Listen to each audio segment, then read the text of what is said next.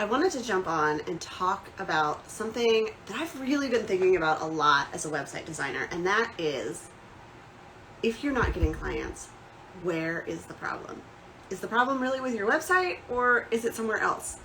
So I want to go over how you can figure out if the problem is with your website design or if it's somewhere else along the way. So basically, you are a service provider or a coach, you're not getting clients like you want to in your business. Why is that? What I like to do when I'm thinking about this is start backwards. So the problem, we know we're not getting clients, but where in the pipeline is that happening?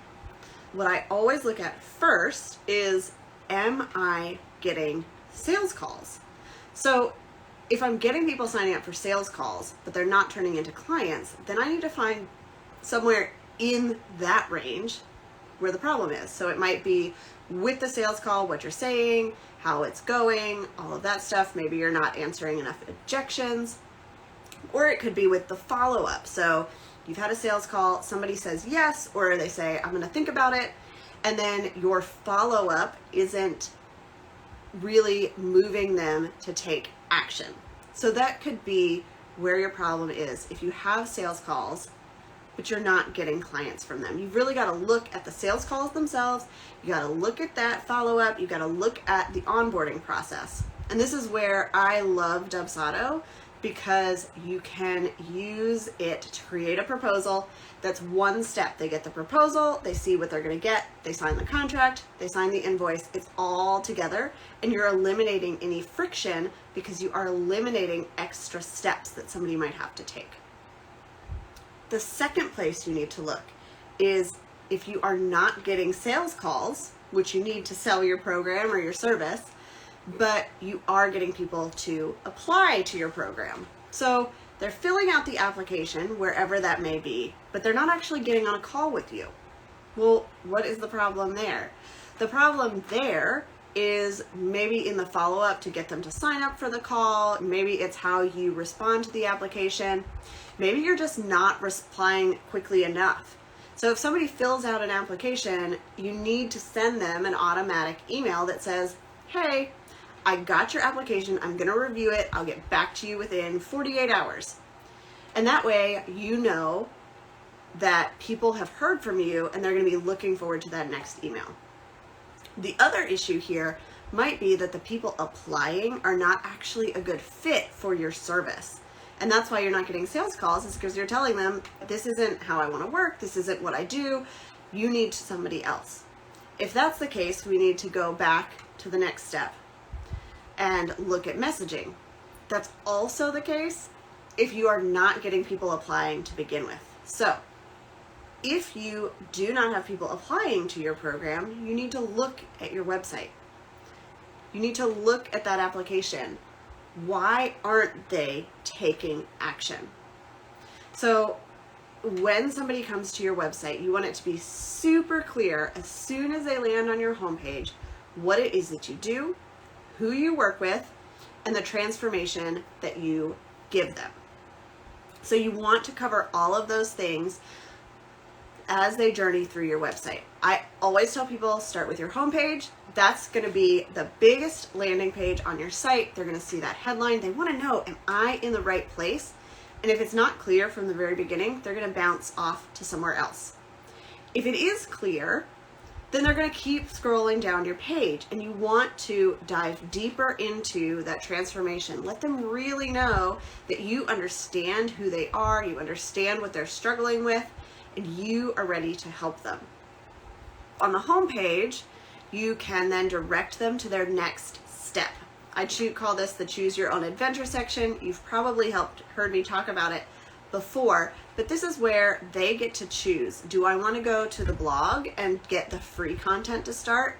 Am I ready to sign up for their service, their big high ticket package?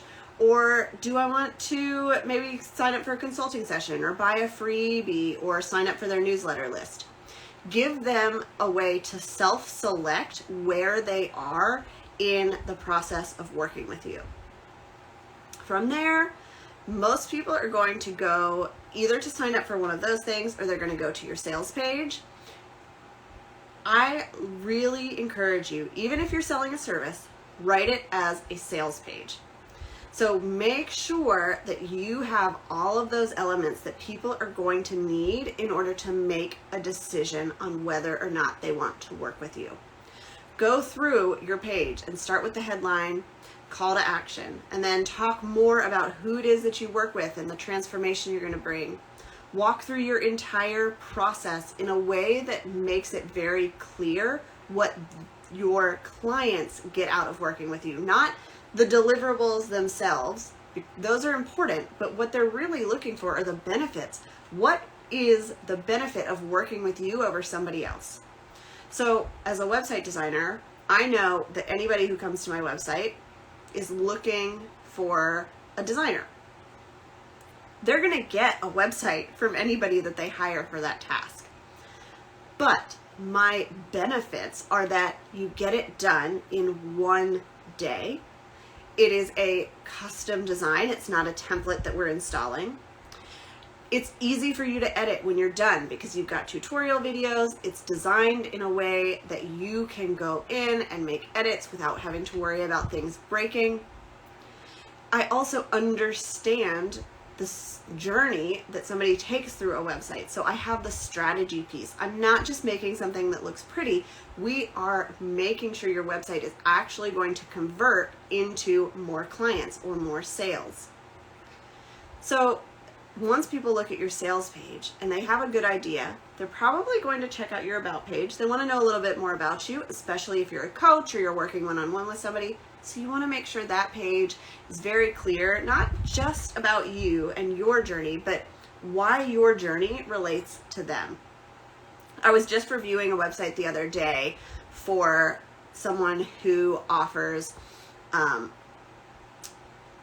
lessons on ocean safety and surfing. And so her about section talks about how she has spent 10,000 hours in the water. She's been a lifeguard for 15 years, whatever that is. Those are really relevant details when it comes to learning ocean safety. You want to learn that from somebody who knows it inside and out and can give you the best, the most accurate information. So that's what should be on your home about page. You also want to include things like stats, where you're talking about in actual numbers, what are the results that your clients have gotten. So my clients have grown their email list to 4,000 plus subscribers, or they've increased their sales by 115% in the 6 months after we launched. Really sell with numbers because people want to know that they're going to get an ROI on their investment with you. Finally, on your website, you're going to have your contact page. Now, this is two different things. So on your sales page, you will have a way to apply to work with you. That might be signing up directly for a sales call. It might be filling out an application, whichever way you want to do that to make sure people are qualified. On your contact page, you're going to have a form that is much simpler, that allows people to get in touch with you for whatever it is they're interested in. I really just have a name, email, subject, message, and if possible, if you're using a CRM like Dubsado, let them choose what they're interested in, whether it's working with you or being a guest on your podcast, or if they have another type of question. And that way you can send an automatic reply that gives them the next step. So on my contact page, if somebody says, I'm interested in working with you, the automatic reply that they get to their inbox has the application to work with me. So they're still going through that same process, and I'm able to pre-qualify them before I offer a sales call. So that's what you need to look for on your website. If you are not getting applications to work with you, or you're not having people sign up for sales calls, but you have people coming to your website, the problem is in the design and the strategy of the site. Maybe it's confusing because you've got a million different options and people aren't sure what to do. Maybe they don't know what it is that you focus on or if you're a good fit. You need to make sure all those things are super clear. Now, what happens if you've got a website, you're not getting applications, but you're actually not getting any traffic? This is where you need to know your analytics. I'm not huge on making sure you have the most visitors to your website ever, because you don't need 1 million people to come to your website in order to have a sustainable business. But you do have to have some people come to your website. So I like to use Google Analytics. You can set that up with pretty much any platform. Even on Squarespace, Google Analytics is going to give you more information. So go into your Google Analytics and look at the amount of traffic that you're getting.